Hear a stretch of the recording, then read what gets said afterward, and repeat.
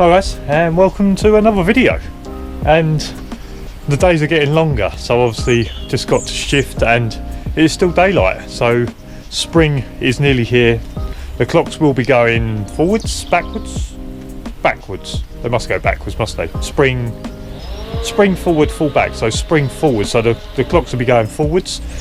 So yeah, I haven't done one of these videos in a while, and I feel like if I don't start it early I end up putting it off, so just got to shift now, starting the video, and you're going to spend a video with us on shift, and maybe we'll go training in the morning. And as you guys more or less know now, first thing we need to do is just go out and do an initial patrol and just make sure that there's nothing around that's going to hurt the dog, harm the dog. Just make sure that there's no crap food been left on the floor, maybe there's no nails that have been left, or just general crap that's going to maybe harm the dog. So normally the initial patrol, normally in the daylight you come out and you'll do on your own, because the likelihood is that there's no one going to be hiding around and everyone's only just left side, so unless someone's been hiding here from during the day, I know that no one's come in. And maybe we'll just do some stuff, just clean up the site a little bit, some blue towel and some gloves.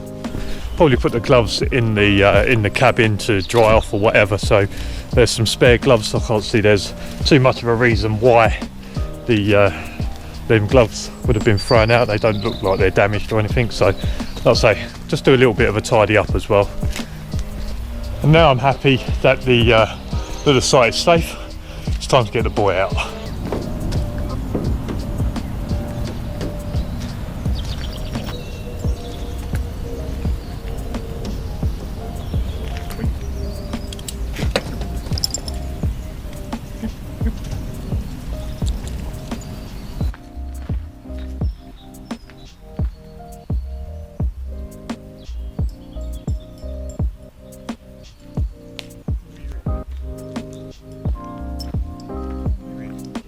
So next on the agenda is the boss's treats. So these are just some of the treats I have for him. In here there's some milky bones, there's some meat rolls, there's some sausage, but we are running a little thin.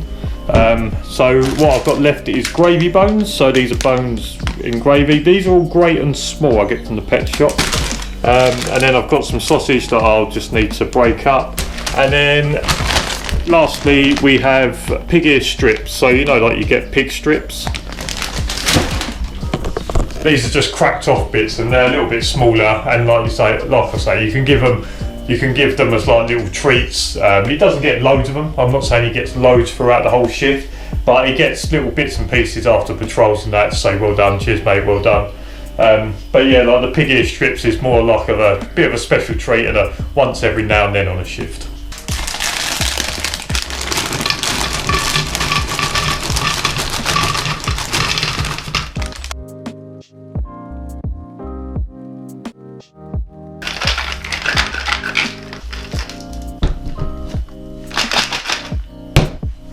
And there we go, a fully replenished set of treats. Like I say, we've got milky bones, gravy bones, meat rolls, sausage, and then just some little pig ear strips at the top there as well. So typically that might last me a couple of weeks, something like that. Like I say, he doesn't get loads, he just gets bits and pieces every now and then after a shift and that, but not enough to like overfeed him or whatever. So like I say, and people have asked me before how much I kind of spend on him a month.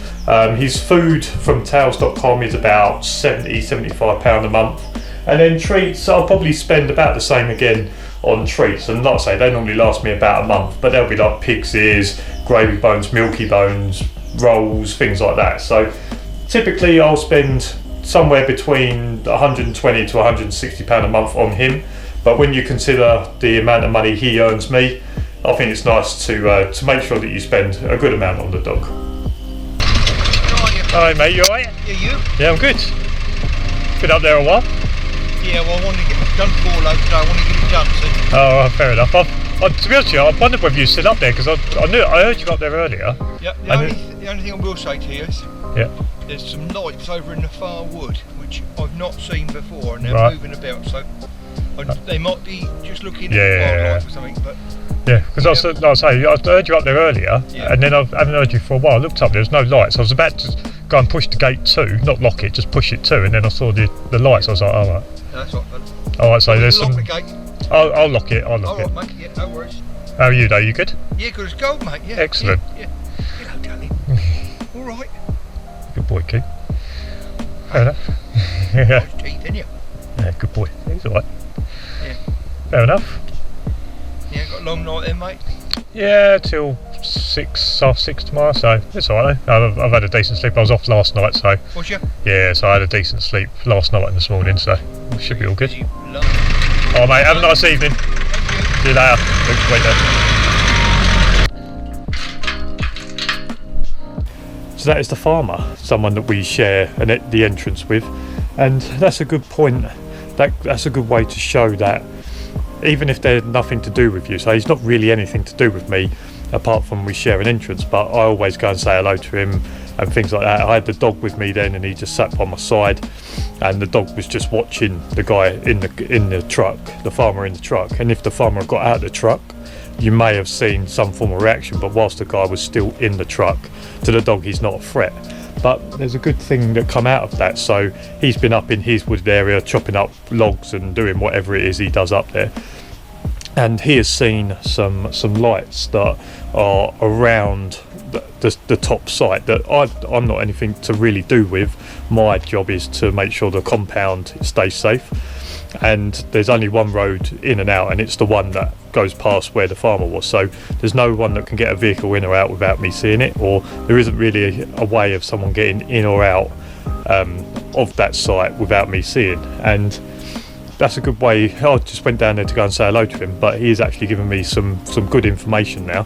He said it might be nothing, it might be something, but he's given me some good information that there is possibly some people around. So just because someone is nothing to do with you, even just going and having a quick chat with them, sometimes you can get a little bit of information that can maybe help keep you safe, or can give you some intel of possibly what might be going on. So that's just a good thing about that. And like I say, I didn't have to go and talk to him, but I always do, because you never know when you might get that little bit of vital information that can make the difference between you being safe and you being in an incident.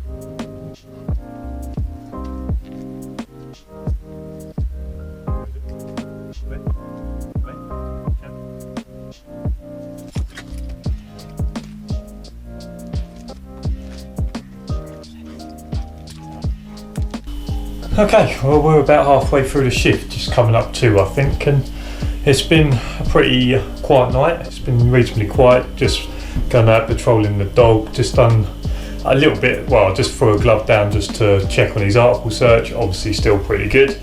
But yeah, there's not been too much. I had my body cam on to do one of the patrols just a minute ago, and what I was trying to do through that is, in NASDO you're going to learn commands, so you're going to learn to say hill when you turn right, you may learn to say back when you want to go left, whatever it is. But through your working with a dog, is what you're going to learn is that you'll have your own way of doing stuff, and there are times when the dog's on full lead and he's just out and we're just patrolling, and that sometimes he may veer off in one direction and I may want to go in another direction, and it's not really a command, but I just give up, and he redirects, and that's mine and his understanding of that. No, you're going the wrong way, we're going the other way. And not to say it's not a command, but it's just something that we've picked up and it works very well for us. So not to say just because when you go through your NASDO you know commands, and we use commands like back and hill, whatever it is, but sometimes just a little noise, and that can also be good if you're trying to keep the noise down. If you're in an area where you want to say a little bit incognito, that you can use little sounds like that rather than trying to say commands that the dog may not hear. The dog will pick up on that noise possibly more than me trying to whisper a command. So yeah, that's just something that I've come through. But now it is time for some dinner, and the problem is it's quite mild out, and because it's quite mild out, the bugs are out, and obviously I've got the light on, I've got the door open so I can see sight. So there are quite a few bugs in here, but I'm going to try and have some dinner anyway.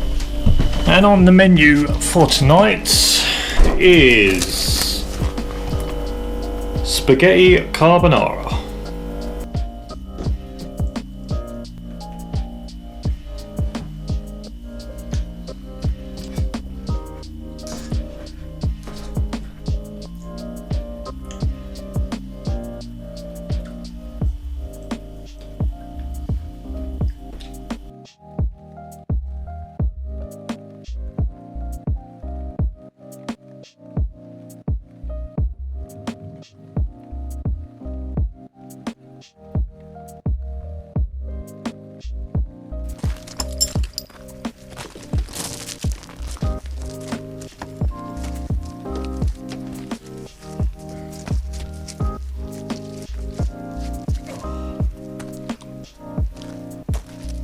So we are now nearly 5 o'clock, and the shift is coming to an end now to a certain degree. We're in the last little bit of it.